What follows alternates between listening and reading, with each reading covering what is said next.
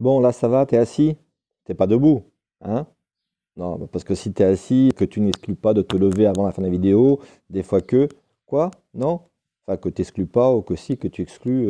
Enfin bon, là, t'es assis, ok? Donc, si t'es assis, reste jusqu'à la fin de la vidéo. Bon, c'était une blague, hein. Pour ceux qui n'auraient pas compris, mettez-le dans les commentaires. Une blague en relation avec l'actualité. Quoi, tu suis pas l'actualité? Bah si, quand même, il faut se renseigner un petit peu. Bref, si t'as pas compris la blague, tu le mets, tu le signales dans les commentaires et je t'expliquerai. Alors, aujourd'hui, on est le dimanche 12-13 mars 2024, je ne sais pas exactement, je ne sais plus.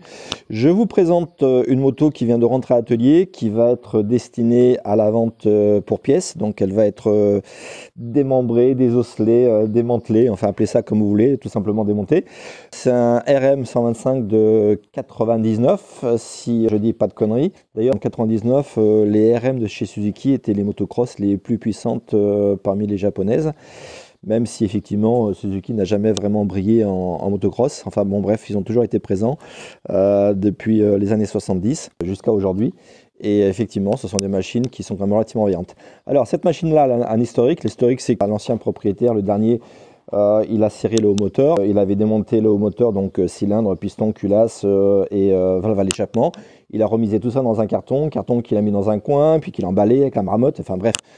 Et puis le carton, de fil en aiguille, a disparu. La machine a été placée dans un coin du garage sous une bâche. Elle est restée là pendant des années. Jusqu'à l'autre jour où il m'a contacté, il m'a dit tiens, bah écoute, j'ai cette machine-là, si elle t'intéresse, on trouve un arrangement, on parvient à un accord, ce qui a été le cas, et puis bah, tu la récupères. Donc moi je récupère la machine, mais sachant qu'il y aurait trop de frais pour la remettre en route, car retrouver un haut moteur c'est assez compliqué.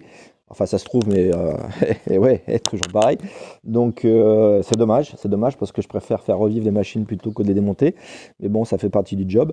Donc, cette machine, elle vous est présentée aujourd'hui donc à la vente pour pièces. Donc, n'hésitez pas à demander des pièces dont vous auriez besoin ou à en parler autour de vous si vous connaissez des personnes qui auraient besoin de pièces pour cette machine. À savoir que certaines pièces ont déjà été vendues très rapidement, c'est parti assez vite d'ailleurs. J'ai eu donc une demande pour la poignée d'accélérateur complète, le mètre au cylindre avant complet, les deux écopes de radiateur des deux côtés qui sont partis, le bouchon de réservoir il n'y était plus, le carburateur lui il est toujours présent et le flanc latéral gauche de l'autre côté il est absent. Et le pot d'échappement. Le pot d'échappement a été vendu aussi. Le pot de détente, le silencieux, lui, d'origine, il est toujours là, en très bon état. Donc, je résume. La moto, elle est quasiment complète. Ce qui manque, ce qu'il n'y a plus. Donc, le haut moteur, cylindre, piston, culasse, valve à l'échappement, ça n'est plus là. La pipe d'admission, elle n'est plus là. Le pot de détente, c'est parti. Les deux flancs de réservoir, en fait, de radiateur, des deux côtés, ils sont partis. Le flanc arrière latéral gauche, il est parti. La poignée d'accélérateur complète ainsi que le mètre cylindre avant, pareil, c'est parti. Et puis on peut signaler aussi que le garde-boue arrière, lui, voilà, il a été bouffé, il est mort, hein, il n'est plus bon à rien.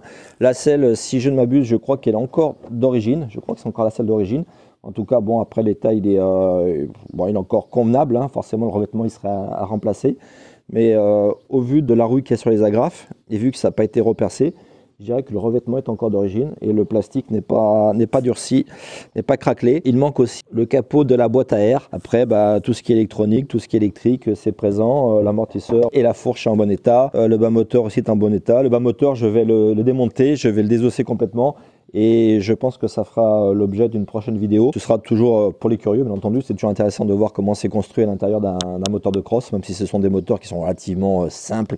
Il n'y a pas vraiment de particularité technique sur ces moteurs-là. C'est toujours intéressant d'une vidéo sur le démontage, voir comment c'est bidouillé à l'intérieur. Voilà, petite vidéo dominicale. Tu es toujours assis d'ailleurs. Parfait, nickel. Tu as respecté le pacte. Donc bientôt, dans 5 secondes, tu pourras te lever. Donc merci d'avoir regardé la vidéo et puis n'hésitez pas à faire vos demandes, soit dans les commentaires, soit directement sur la boutique mototrust.net ou en parlant autour de vous. Allez, et puis tant qu'à faire, abonne-toi à la chaîne.